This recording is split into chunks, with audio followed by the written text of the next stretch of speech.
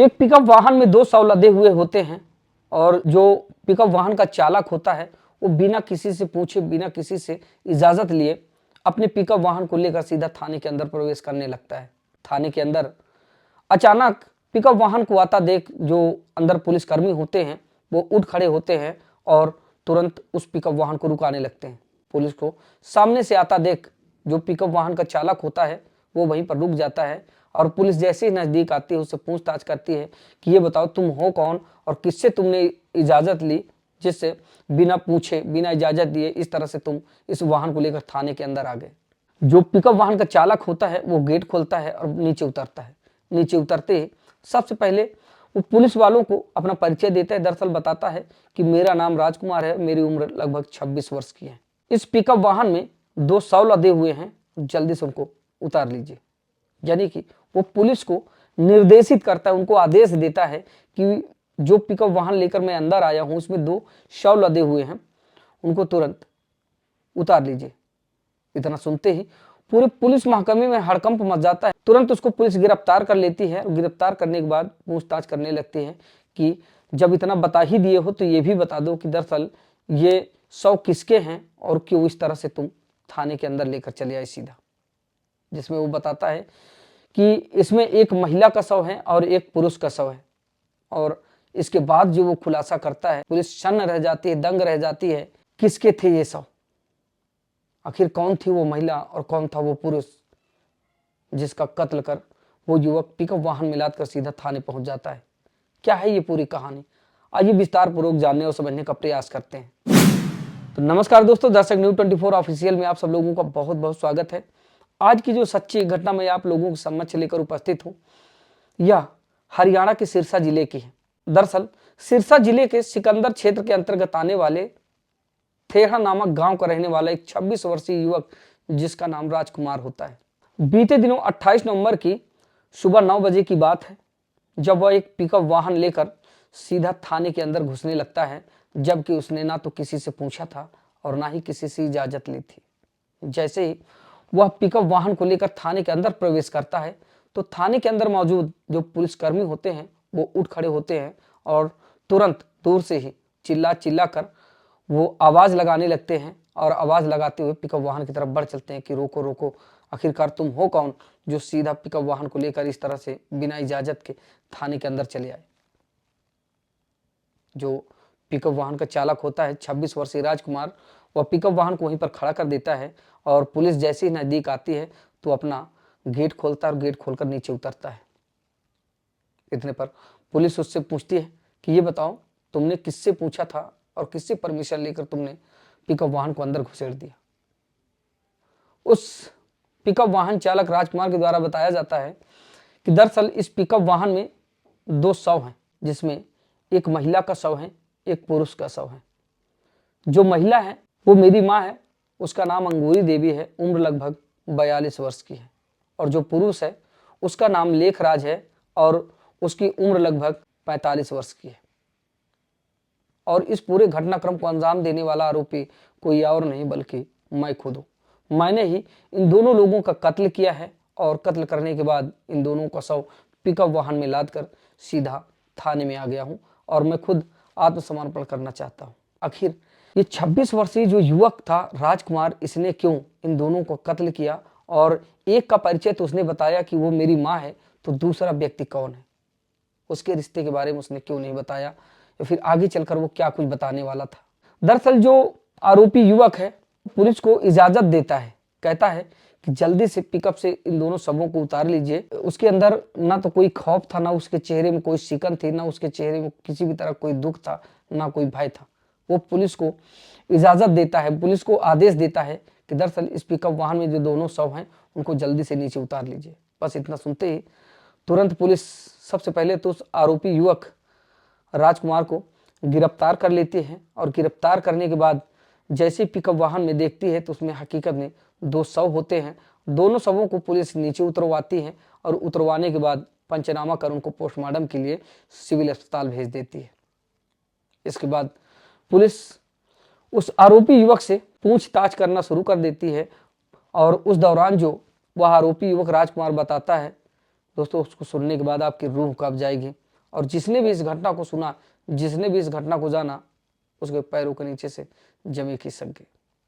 दरअसल उस आरोपी युवक राजकुमार के द्वारा बताया ये जाता है कि सर, मेरी जो उम्र है वो लगभग 26 वर्ष की है, और जैसा कि मैंने बताया कि मैं 2 शवों को लेकर थाने में अंदर आया हूँ।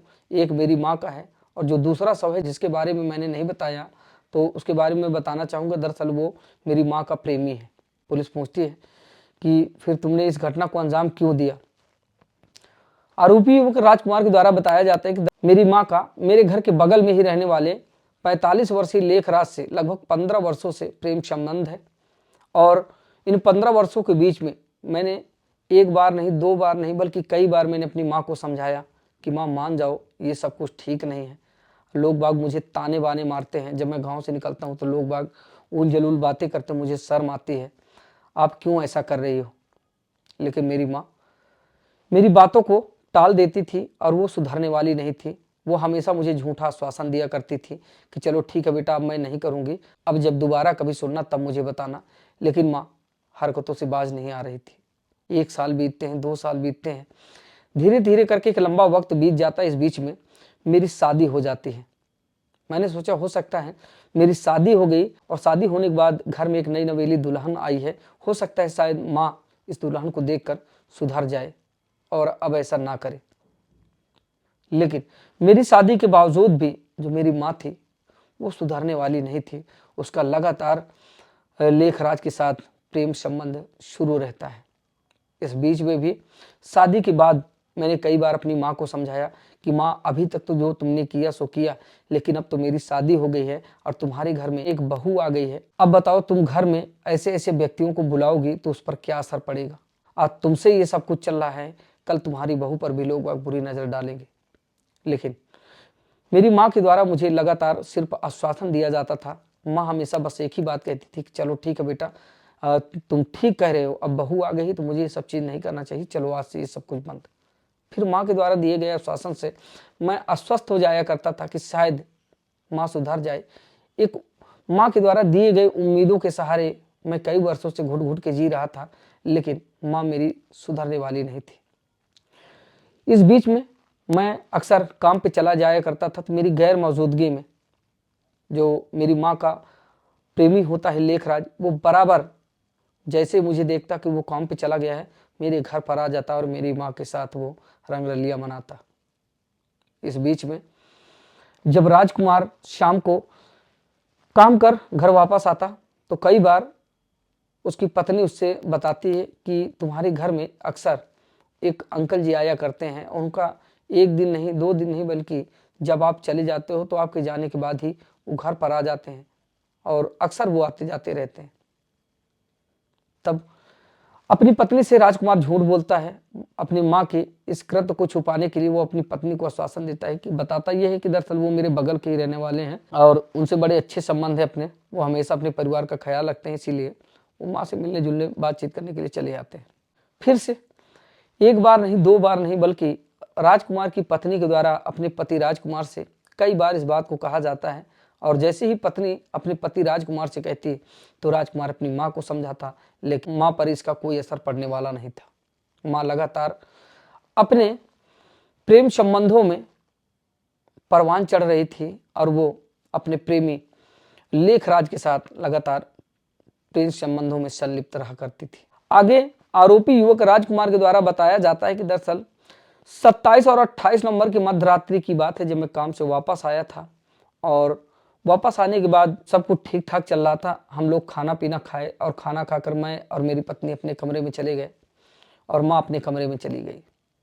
इस बीच में मध्य रात्रि के दौरान टॉयलेट करने के लिए बाहर निकला और टॉयलेट कर जब मैं वापस अपने कमरे की तरफ जा रहा था तो मैंने सुना कि माँ के कमरे से 2 लोगों की सुगबुगाहट की आवाज़ आ रही है। बस इतना सुनते ही मैं माँ की कमरे की तरफ बढ़ चला और जैसे ही दरवाज़ा खोल कर देखा तो देखा कि जो मेरी माँ है और उसका प्रेमी लेखराज, वो दोनों संबंधों में रहते हैं। बस इतना देखते ही मैंने अपना आपा खो दिया और दरवाज़ा बंद किया। दरवाज़ा बंद करने के बाद दुपट्टे से कसकर मैंने दोनों को मार दिया। मारने के बाद सुबह पिकअप वाहन में दोनों का शव लाद कर मैं सीधा थाने लेकर चला आया, क्योंकि मैं जानता था कि आज नहीं तो कल मुझे पुलिस गिरफ्तार करेगी। इससे बेहतर होगा कि ना इसमें पुलिस परेशान हो, और जब मैं आरोपी हूँ, जब मैंने इस घटना को अंजाम दिया तो क्यों ना मैं खुद जाकर सरेंडर कर दूं। इतना सुनते ही पूरे पुलिस महकमे में हड़कंप मच जाता है। दरअसल पुलिस भी स्तब्ध रह जाती है कि पहली बार ऐसा हुआ है जब कोई आरोपी इतनी बड़ी घटना को अंजाम देने के बाद और पूरे सबूत के साथ और अपना जुर्म कबूलने के साथ साथ दोनों के शव लेकर सीधा थाने चला आया। बस पुलिस उस आरोपी युवक राजकुमार को गिरफ्तार करती है। डीसीपी राजेश कुमार के द्वारा बताया जाता है कि अभी तक आरोपी युवक राजकुमार के द्वारा दिए गए इस बयान पर पुलिस छानबीन कर रही है, लेकिन अभी जिस तरह से इस पूरे घटनाक्रम का राजकुमार ने जिक्र किया है तो पुलिस उसके हर पहलू को खंगालना चाहती है कि जिस तरह से पत्नी उससे बताया करती थी, तो क्या कहीं पत्नी का भी तो हाथ नहीं हो सकता है, क्योंकि एक व्यक्ति के द्वारा दो व्यक्तियों के साथ इतनी बड़ी घटना को अंजाम देने का मतलब थोड़ा सा संशय तो है ही। इसलिए अभी तक जो खुलासे किए गए हैं वो स्वयं आरोपी युवक राजकुमार के द्वारा कबूल किया गया बयान है, लेकिन इसमें पुलिस आगे की छानबीन कर रही है। इसमें जितनी भी कड़ियां होंगी, हर कड़ियों पर पुलिस गहनता से छानबीन करेगी और जो भी खुलासे होंगे प्रेस वार्ता के जरिए सार्वजनिक किए जाएंगे। दोस्तों, आए दिन आप लोग रिश्तों को शर्मसार कर देने वाली, समाज से मानवता को शर्मसार कर देने वाली खबरें देखते रहते हैं। ये भी खबर उनमें से ही एक है जिसने रिश्तों को तो शर्मसार किया ही है, साथ ही समाज से मानवता को भी शर्मसार किया। दोस्तों, इस पूरे घटनाक्रम को सुनाने का मकसद किसी को हताहत करना या फिर परेशान करना नहीं था, किसी का दिल दुखाना नहीं था, बल्कि आप लोगों को जागरूक करना था कि समाज में आए दिन घट रही ऐसी घटनाओं से आप लोग सीख लें, सबक लें, ताकि आप लोगों से इस तरह की कोई गलती ना हो। आप लोग जहां भी रहें सजग रहें, सतर्क रहें, अपना ख्याल रखें। मिलते हैं फिर से किसी नई खबर के साथ, तब तक के लिए नमस्कार।